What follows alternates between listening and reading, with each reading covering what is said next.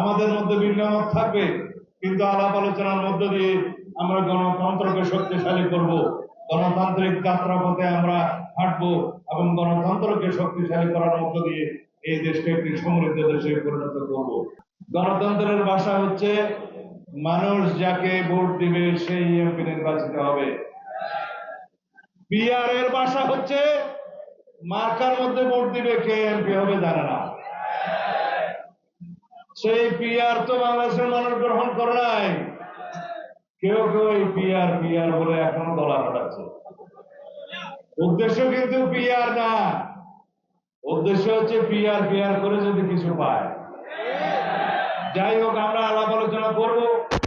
যে সমস্ত ভাইয়েরা, যে সমস্ত রাজনৈতিক দলেরা পিআর পিআর করে আপনারা হয়রান পেরেশান হয়ে যাচ্ছেন, আসুন আলাপ আলোচনা করি। আপনাদের কি দাবি দেওয়া আছে সে সমস্ত আমরা শুনবো এবং আমরা গণতন্ত্রকে প্রতিষ্ঠা করব। অনবরত এদেশের মানুষ সংগ্রাম করেছে, রক্ত দিয়েছে, শহীদ হয়েছে ভোটাধিকার আদায়ের জন্য, গণতান্ত্রিক অধিকার আদায়ের জন্য, সাংবিধানিক অধিকার আদায়ের জন্য, মানুষের মৌলিক অধিকার মানবাধিকার আদায়ের জন্য, প্রতিষ্ঠার জন্য।